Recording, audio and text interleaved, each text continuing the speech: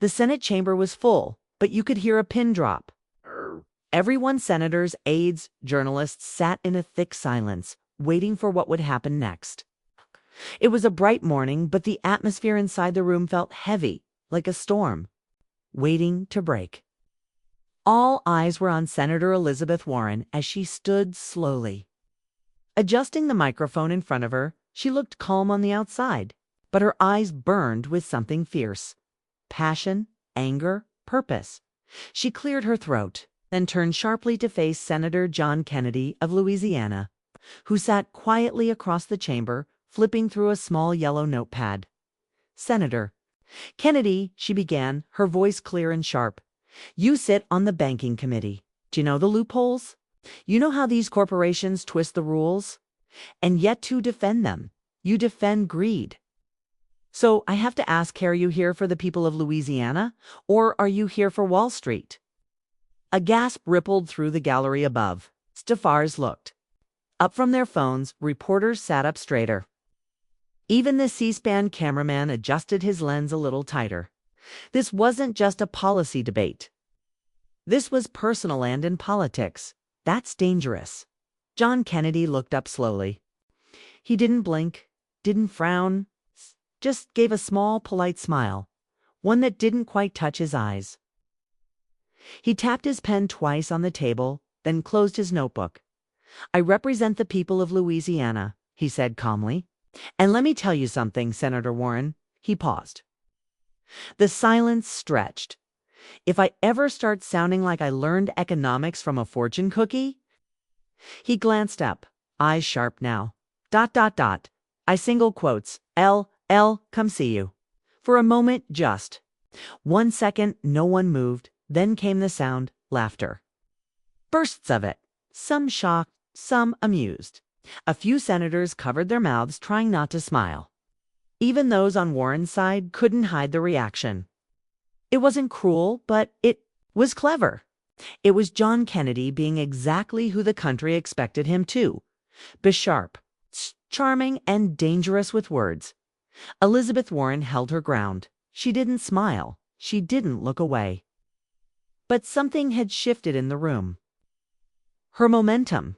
Her fire had been cooled not by facts, but by a sentence that wrapped insult and humor into one clean shot. The camera lights stayed focused, capturing every second. Newsrooms around the country were already clipping the footage, but behind that one-liner, behind that cool Southern calm, something deeper was hidden, because what no one knew, not yet, was that this bill wasn't just about banks and regulations. It wasn't just about credit scores or consumer rights. Behind the legal language was something far more dangerous, an international deal, written into fine print, one that could shift control of American financial data into foreign hands. 3 weeks earlier, in a private office at a D.C. lobbying firm, 2 men had met behind closed doors. One was an advisor to a powerful tech company with roots in Switzerland. The other, a former senator turned consultant, now working quietly to guide the bill through Congress. "This section here," the tech advisor said, tapping a highlighted clause, "we bury it under consumer protections. They won't notice. But once passed, our tracking systems get access, full visibility, transaction by transaction." "And you're sure no one will read this deep?" the former senator asked. "They never do, especially when it's wrapped in public good." In the present, Senator Kennedy had come across that section weeks ago. He wasn't supposed to see it. A junior aide had flagged it by mistake, confused by the technical terms. Kennedy read it once, then twice. His expression hadn't changed, but in his heart a fire lit. He knew what he had found. And he also knew calling it out publicly would blow everything up: Warren's bill, the committee's trust, maybe even his own reputation. But he also knew something else. This wasn't just politics. 'Twas national security. So he waited. He watched Warren. Knowing she likely had no idea what was hidden in the pages of her own proposal, she believed in it, fought for it. She had built her career on protecting people from corporate greed. That's what made it even more dangerous, because they were using her image. her voice to sell a lie. Kennedy had planned to keep quiet, to confront her privately, to slow the bill without scandal. But her challenge, so public, so sharp, had forced his hand. He couldn't let it go unanswered. Not now, so he did what he did best. He struck back, not with anger, but with precision. And now the country was watching. Outside the chamber, Naomi Grant, a young investigative reporter from Civiquire, stood frozen near the press line. She had been following this bill for months, and now something in her gut told her the real story had just begun. She took out her notebook and wrote one sentence at the top of a clean page. What is John Kennedy not saying? Because behind every joke is a reason. Behind every laugh is a secret. And Naomi was going to find it. Naomi Grant sat in her tiny Civiquire office, surrounded by cold coffee cups and piles of printouts. She had watched the Senate clip 5 times that morning. The moment when Kennedy calmly delivered his one-liner, and the room broke into stunned laughter. It was political gold. Everyone else saw it as entertainment. But Naomi saw something strange, something calculated. She paused the video again, freezing on Kennedy's face just before he spoke. His smile was polite, yes, but his eyes looked tired, focused. Like someone hiding something. She flipped open her notebook and looked at the notes she had taken on the bill Warren had been fighting for. On the surface, it was about protecting consumers from predatory lending. It promised new safeguards for data security, loan transparency, and stronger oversight on banks. But then Naomi saw the footnotes. One section tucked away in legal language that most senators wouldn't bother to read. She had seen something similar before. Back when she was investigating a private tech firm that partnered with federal agencies. It wasn't just about protecting consumers, it was about watching them. The clause granted new access rights for financial tracking software. And those systems were owned by a multinational data firm with offices in Zurich, Tokyo, and New York. That firm had quietly contributed to 3 senators' campaigns, including 2 members of the banking committee. Naomi opened her laptop and searched the company name, Veltrix Analytics. On the surface, Veltrix looked like a financial risk assessment company. But Naomi had seen enough to know how that worked. You promise security, then you sell the data. Behind closed doors, Veltrix had partnered with foreign governments before. What was it doing inside an American consumer protection bill? She started connecting the dots. A leaked email she had received 2 weeks ago suddenly made sense. It came from a junior policy advisor in Washington. At the time, it seemed like a generic complaint. We're being told to rush this bill. No one wants to read the fine print. Feels shady. Now she realized why. Someone wanted this bill passed quickly. Before anyone saw what was inside, Naomi rubbed her forehead. She needed help, but not from anyone inside Civiquire. The big networks were already chasing the drama, not the truth. She thought of someone who might know more. An old friend, Marcus Leo's, to work in Senate staff operations. Now he worked in cybersecurity for a government think tank. She called him Naomi. He answered after 2 rings, voice cautious. I need a name, she said. Veltrix Analytics. Do they have contracts with federal agencies? There was a pause. You still working that story on Warren's bill? I think this bill is more than it seems. And Kennedy. He knows something. He's not fighting the bill because it's too big. He's fighting it because it's hiding something. Marcus sighed. I can't give you much. But yes, Veltrix had a contract last year with the Department of Defense data profiling. Predictive surveillance models. They claim it's for anti-fraud. But internally, they ran social behavior analysis, tracking spending patterns, location syncing. Naomi's breath caught. And this bill gives them new rights over financial data. You didn't hear that from me? He hung up. Naomi stared at the screen in front of her. Heart was pounding. This wasn't just about politics. It was about national control over how Americans spend, borrow, and save. And Senator Warren, unknowingly, had become the public face of a program with global implications. She leaned back and stared at her ceiling. Kennedy's calm words now sounded different. He wasn't mocking Warren, he was warning her, but without spilling the truth. Then her phone buzzed. A message from an unknown number. If you want to understand the bill, follow the overseas donors. Start with Section 302. But be careful, this isn't just about banking anymore. She looked at the message again. Who sent it? How did they get her number? Naomi knew she had a choice now. She could write the easy version of the story like everyone else. The debate, the one-liner, the ratings. Or she could go deeper into something that could make enemies powerful enough to shut her down. She opened a blank document and began typing her headline. The clause no one read, what Warren's bill may really be about. But before she could finish, the office lights flickered. Her screen went black. Her heart skipped. Then came a knock at the door. Naomi sat frozen. This wasn't just a story anymore. It was a warning. ChatGPT said. The knock on the door echoed softly in the dark.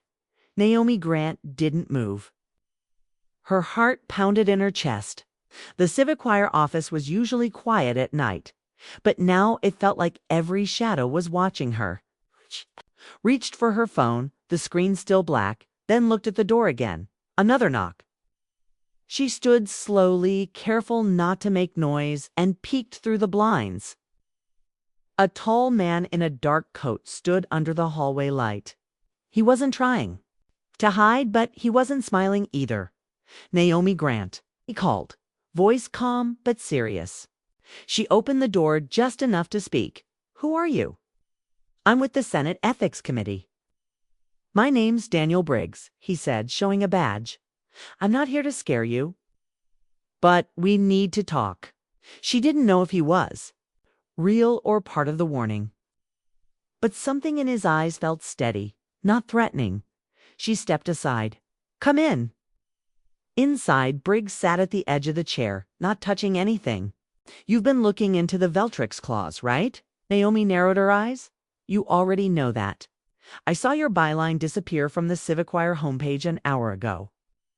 And I know Veltrix has their hands in more places than you think. You work for the Senate. Why come to me? He hesitated. Because you're one of the few people who still believes truth matters more than sides. She waited. There's a subcommittee review file. Never made it to the public record, he continued. Kennedy's office flagged section 300 2 weeks ago.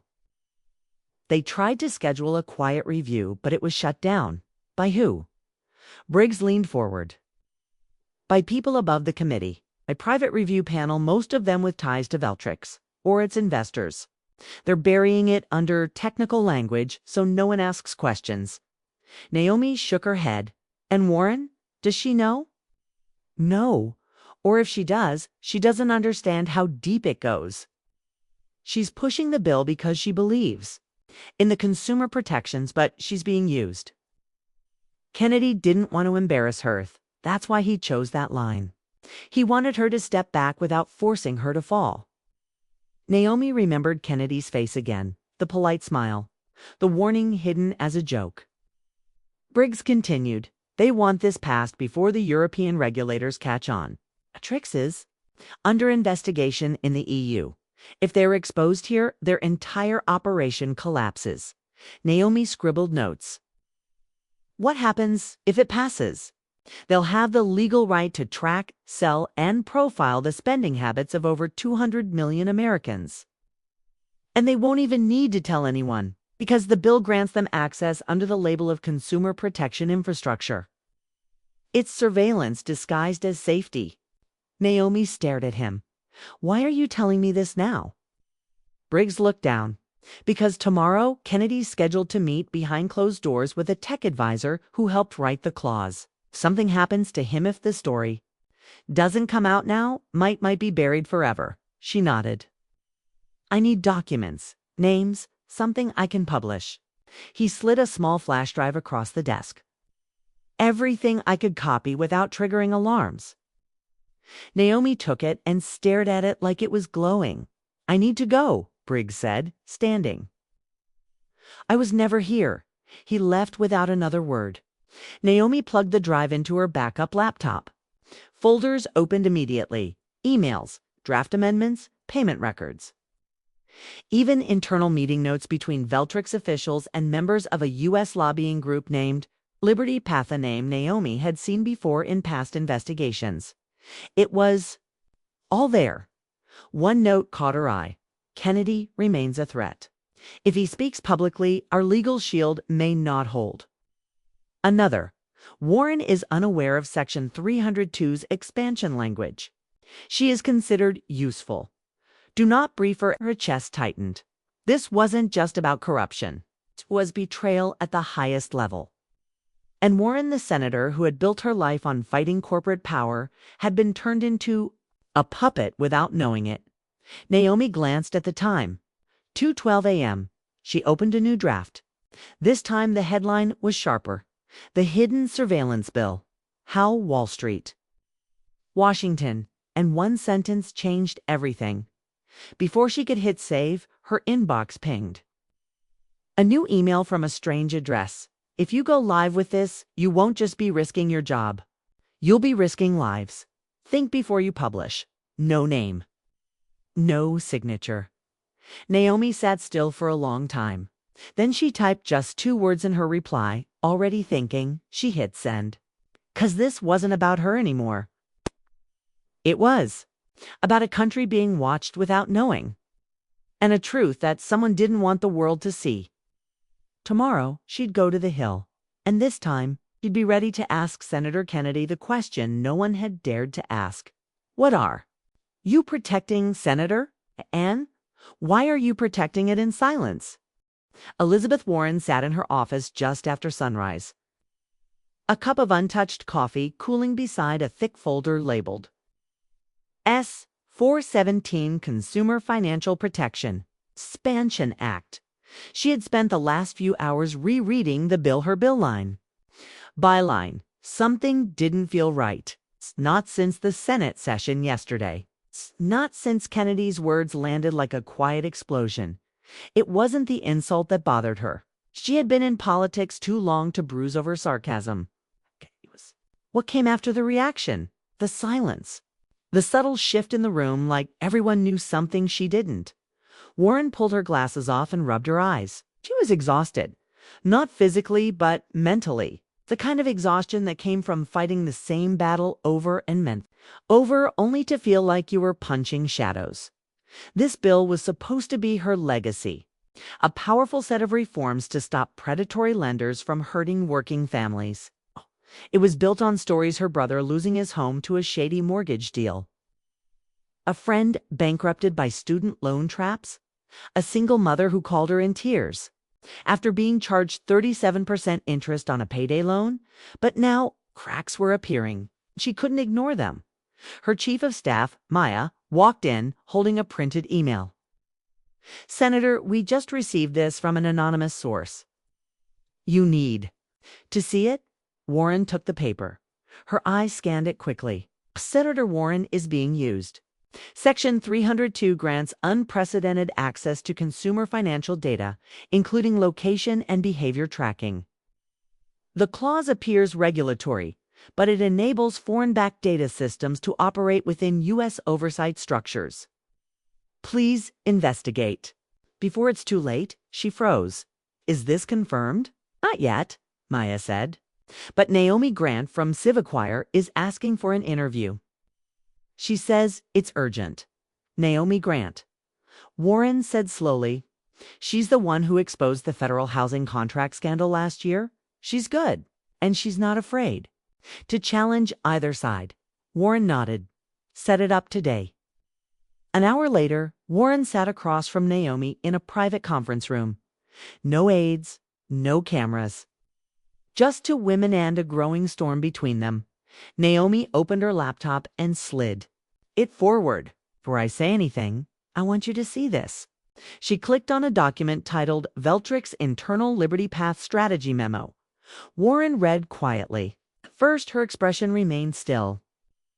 But as the words sank in, phrases like disguised expansion, foreign partnerships, and policy, camouflage, her breath caught.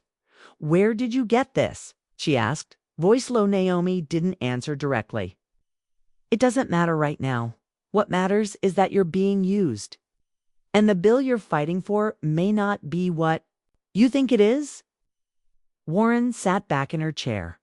Her eyes had gone cold, not angry, but sharp, focused. The kind of look that had made banking executives squirm for years.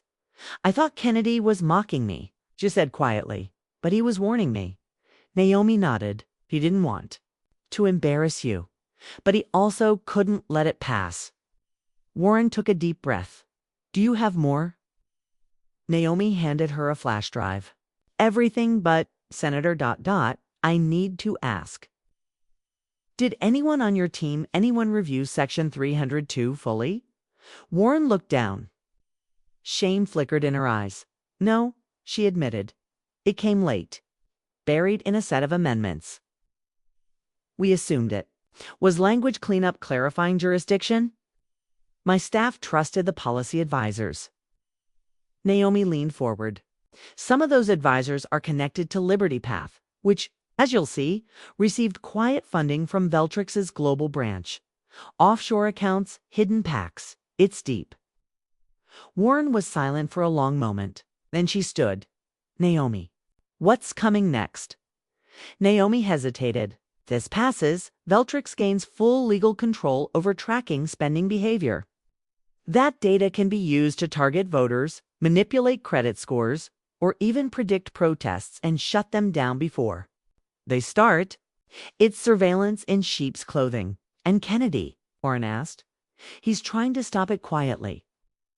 But if this goes to a vote next week, he'll be forced to go public, and you'll be on the other side of it." Warren looked out the window. "All my life," she whispered, "I've fought for people, for truth, for fairness. If they used me to hide this, ... She turned, her voice hardening. "Then I'll be the one to expose it." Naomi smiled. "I was hoping you'd say that." Warren walked toward the door, her energy renewed. "I want a meeting with Kennedy tonight. Off record. I don't care who has to arrange it." "I can help," Naomi offered. Warren paused and gave her a nod of quiet gratitude. As Naomi left, her phone buzzed again. Another message from the same hidden number. "You're getting close, but watch your back. Some truths are buried for a reason." She looked over her shoulder once, then kept walking. The Senate had become a battleground. But this time, the war wasn't left versus right. It was truth versus control. And they were all running out of time. That evening, deep beneath the Capitol, in one of the private lounges used for off-record meetings, Senator Elizabeth Warren stood face to face with Senator John Kennedy. There were no cameras, no aides, no microphones. It's just two powerful people, standing on opposite sides of a storm that had grown bigger than either of them. Kennedy leaned back against a leather armchair, yellow notepad in hand as always. Warren stood near the fireplace, arms crossed tightly, holding a folder full of documents Naomi Grant had given her. "So," Kennedy said in his usual slow drawl, "you finally read what they tucked inside your bill." "I did," Warren replied, voice steady, "and I need to know why you didn't say anything sooner." Kennedy looked up. "You would have believed me." Warren said nothing. She had her answer. He set the notepad down. "I tried to stall it. I buried it in committee. I asked questions no one wanted answers to. But if I had stood up and accused you of pushing foreign-backed surveillance, you'd have gone to war and the media would have eaten it up as politics." "I thought I was protecting Americans from corporations," she said bitterly. "Instead, I was handing their data. To them, I've never been used like this." "You weren't used, Senator," Kennedy replied. "You were targeted. They knew what you stood for.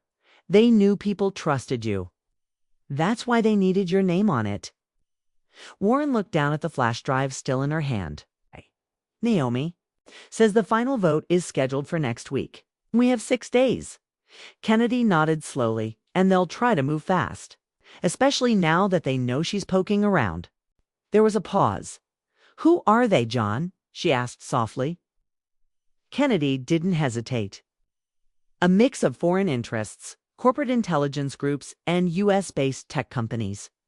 They operate under names like Liberty Path, but the money flows through a private investment firm based in Liechtenstein. Beltrix is just the public face." Warren's stomach turned.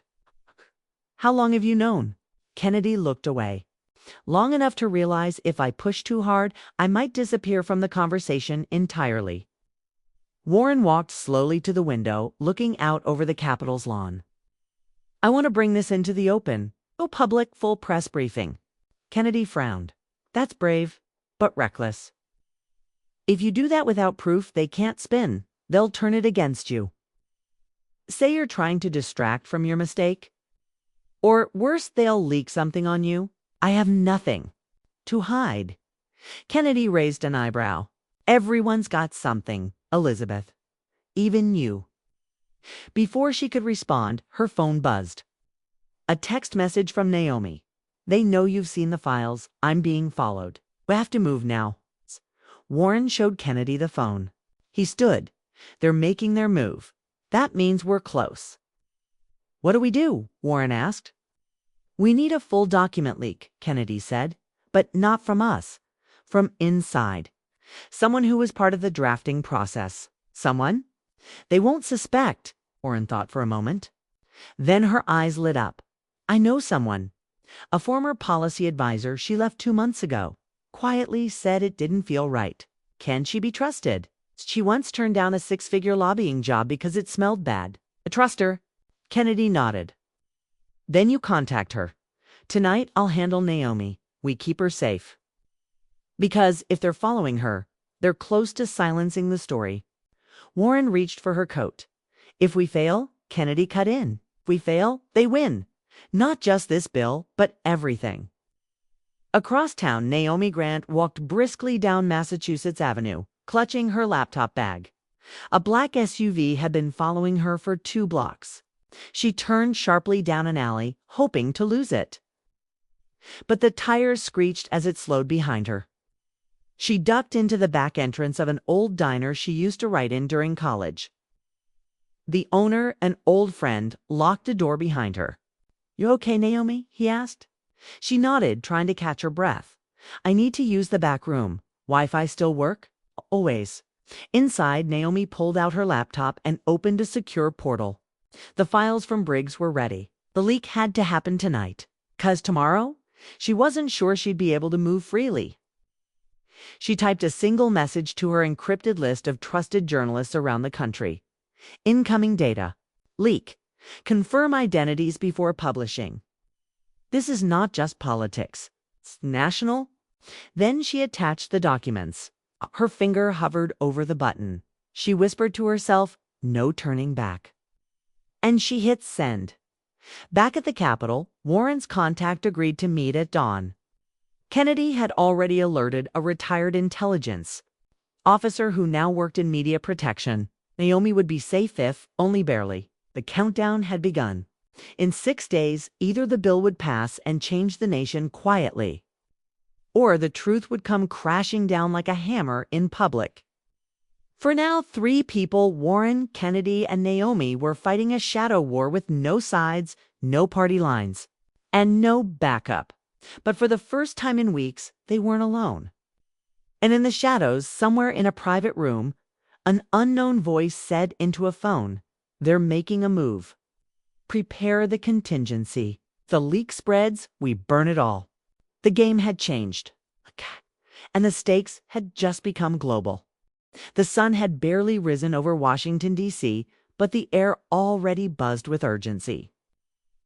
Inside a private meeting room at an undisclosed location near Capitol Hill, Elizabeth Warren sat across from her former advisor. Rachel Lynn, a digital recorder, sat on the table between them, blinking red. Kennedy stood in the corner, arms folded, watching silently as Rachel gathered her courage. "I knew something was off when I saw the language added in Section 302.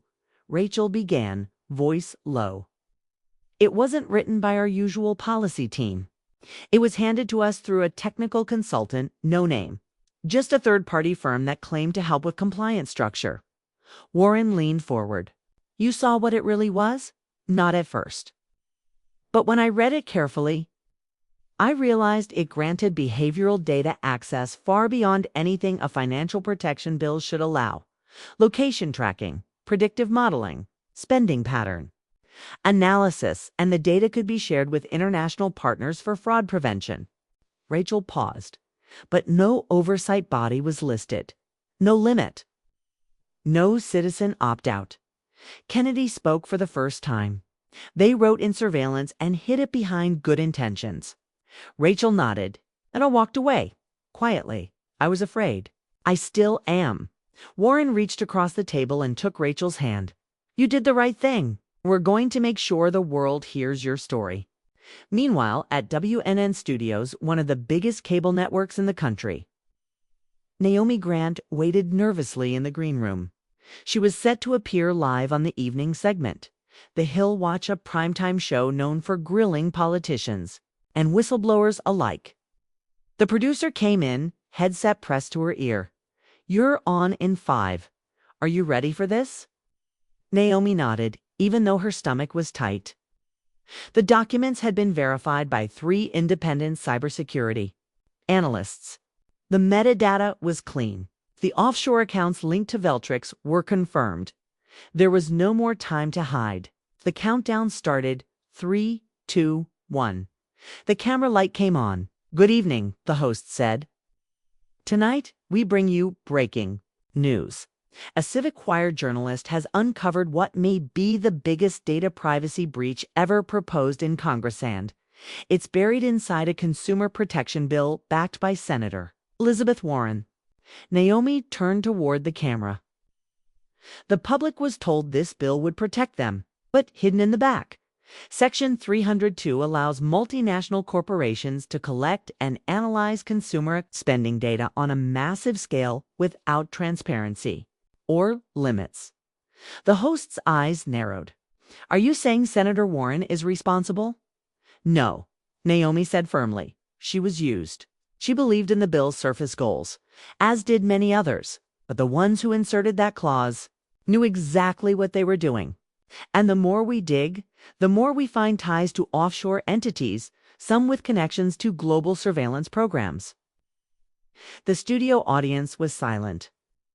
Naomi continued, the American public deserves to know when their privacy is being sold, off in the name of protection.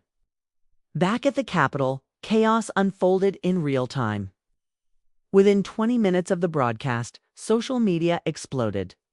Section 302, #VELTRIX leak, #Kennedy warned us, #Warren betrayed or betrayed. In homes, cafes, newsrooms, and classrooms, people debated had Warren betrayed her values. Was Kennedy a silent hero who really controlled the Senate? Then, just as the firestorm was growing, a new video dropped in edited footage of Rachel Lynn confirming the insertion of Section 302 by an unnamed foreign-funded firm. The fallout was immediate. The Senate Majority Leader postponed the bill's final vote. Investigations were launched. Veltrix issued a denial, but their stock began to plummet. And across the globe, European regulators issued a joint statement, condemning any unauthorized transnational data harvesting tied to American legislation. That night, Warren and Kennedy returned to the Senate floor not to argue, but to speak together. I made a mistake, Warren said into the microphone, not out of malice, but out of trust. I trusted a process that had been quietly corrupted. That will not happen again. Kennedy followed. Sometimes the truth doesn't shout. Sometimes it hides behind smiles, behind language, behind friends. But if you look close enough, it always shows itself. The chamber applauded not for a party win, but for something rare honesty. Back in the Civic Wire office, Naomi uploaded her final report. Truth in the fine print. How a Senate battle exposed a global surveillance plan. She closed her laptop and leaned back, exhausted but alive. Her phone buzzed, a message from a hidden contact. You did it. But it's not over. She smiled faintly and whispered, "It never is." Outside, the Capitol dome glowed against the dark sky. America had taken one step closer to seeing clearly. And someone, somewhere, was already writing the next clause. The next morning, Washington woke up to a city transformed. Street corners were flooded with reporters. News vans lined the roads like an army of blinking eyes. Headlines blared from every device. Section 302 bill halted amidst global backlash. Kennedy and Warren unite against hidden data plot. And whistleblower reveals foreign influence in U.S. lawmaking. But behind the celebration, the silence of those who had the most to lose grew louder. Inside a sleek glass tower in Zurich, Veltrix Analytics CEO Marcus Dahlen watched the news unfold on 6 different screens. His face remained calm, but his knuckles turned white as he gripped the arm of his chair. "Activate contingency," he said to the executive beside him. "Destroy any backchannel links to Liberty Path. Wipe Zurich's server vault." Now, they were losing control. At the Capitol, Senators Warren and Kennedy stood together again, this time in front of a row of microphones. The air was sharp with flashbulbs and anticipation.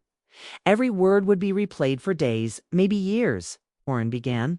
"We have introduced an emergency resolution to suspend all further consideration of Bill 417 until a full investigation is complete. This isn't just about data or laws. This is about sovereignty and trust."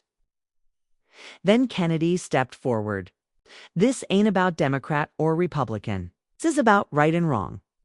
When foreign firms start writing our laws, that's the line. And we're drawing it." The crowd erupted in applause. But not everyone was clapping.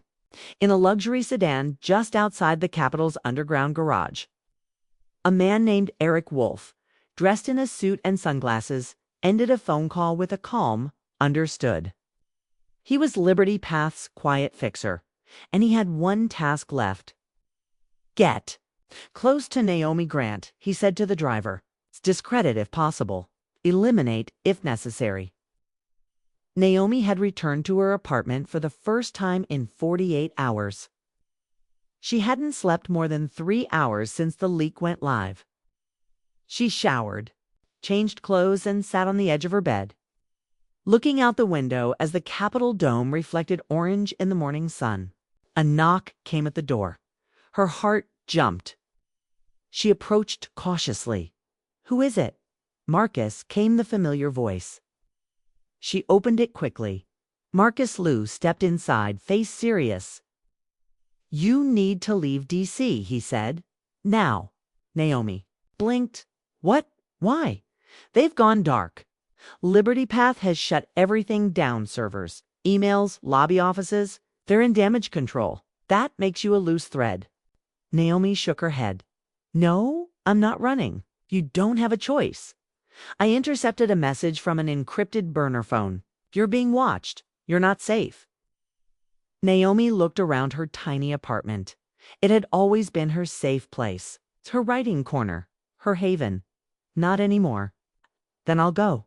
But I want one last interview before I disappear." "With who?" She didn't hesitate. "Marcus Dolan." Marcus stared. "You're insane." "Maybe. But if this story is going to mean something, the world needs to hear it straight. From the man who nearly sold out American privacy to a global bidder." Hours later, Naomi sat in a quiet Geneva cafe across from Marcus Dolan.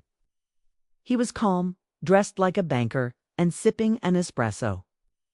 "You're very bold," he said, with a faint smile. "Do you know how many governments want to silence me right now?" "Good," Naomi replied. "Now answer the question." "Why Section 302? Dolan sighed. "You Americans talk about freedom, but your systems are already built to control. We simply offered the tools. Your leaders took them, 'cause fear sells faster than trust." Naomi leaned in. "So this was about power?" "No," he said. "It was about predictability. When you control behavior, you don't need force. You just need a little data. A purchase here, a travel record there. And suddenly, a nation is predictable. She stared at him. You think this is over? He added. But what you burned in section 302, that was just one model. There are others. Naomi stood, recording still running. Then we'll expose them all. As she walked away, Marcus Dolan simply smiled. 1 week later, Naomi's final report aired globally. The Predictability Doctrine: How Data Became a Weapon of Influence. It became the most shared investigative video in CivicWire's history. It also forced the president to sign an emergency executive order halting all foreign-linked data legislation pending full security review. A Senate Oversight Committee was formed. Rachel Lynn became the star witness. Beltrix was blacklisted in 5 countries and Liberty Path. Fate vanished, every name erased, every trace buried. Naomi Grant went off-grid. No interviews, no appearances. Some said she was in Iceland. Others claimed she joined a whistleblower protection program under a new identity. But her legacy remained. Senator Kennedy, in an interview weeks later, said she held up a mirror when everyone else looked away. And Warren, in her final statement to the Senate floor before a full bill rewrite, said simply, "We got too comfortable trusting the system." Naomi reminded us, truth is not convenient. But it is necessary. In a quiet data center somewhere, far from the public eye, a new file was created, encrypted, hidden, titled simply 4 to 7D. The war wasn't over, but now the world was watching.